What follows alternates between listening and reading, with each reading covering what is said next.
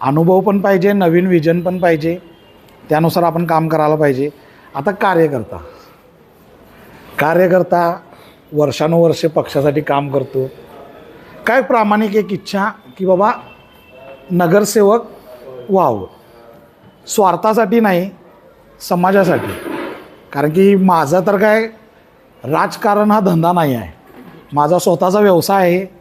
त्या माझ्या व्यवसायावर माझं घर, माझी उपजीविका चालती. माझं घर त्याच्यावर चालतं. असं नाही आहे की बाबा मी 24 तास राजकारण करायला पाहिजे, इकडनं तिकडनं काय तर करायला पाहिजे तर माझं घर चालणार, असं नाही आहे. माझी उपजीविका ही चालू आहे, मी रोज काम करतो आहे. पण राजकारणात यायचं गोष्ट म्हणजे काही बदल आहेत जे आता घडायला हवे आहेत. आता हे तिकीट वाटपताना एक क्रायटेरिया काढला की विद्यमान नगरसेवकांना पहिली संधी, प्राधान्य त्यांना, त्याच्यानंतर कार्यकर्त्यांचा विचार किंवा कोण सक्षम आहे. सक्षमची व्याख्या अजून मला अशी स्पष्ट कळालेली नाही आहे की कुठल्या बाबतीत कार्यकर्ता सक्षम पाहिजे.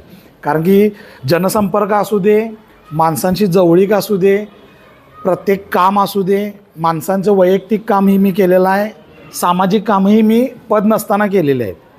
त्यामुळे मला ती सक्षमची व्याख्या काय अजून कळालेली नाही आहे, भविष्यात कळेल असं वाटतंय. तर क्रायटेरिया दुसरा आला की विद्यमान.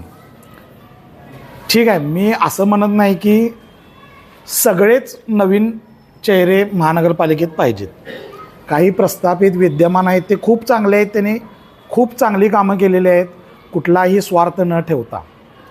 पण सगळेच तसे नाही आहेत. आता आपण एक 10-15 वर्षात कोल्हापूरच्या समस्या बघतोय की बाबा काय मेन समस्या आता सध्या काय आहे, ट्रॅफिक आणि झालेला अतिक्रमण.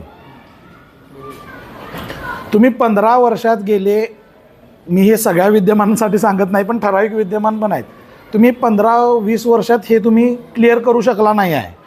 ट्रॅफिकवर काही उपाययोजना केलेल्या नाहीत की बाबा अतिक्रमण नाही, अतिक्रमण काढायला पुढे येतात.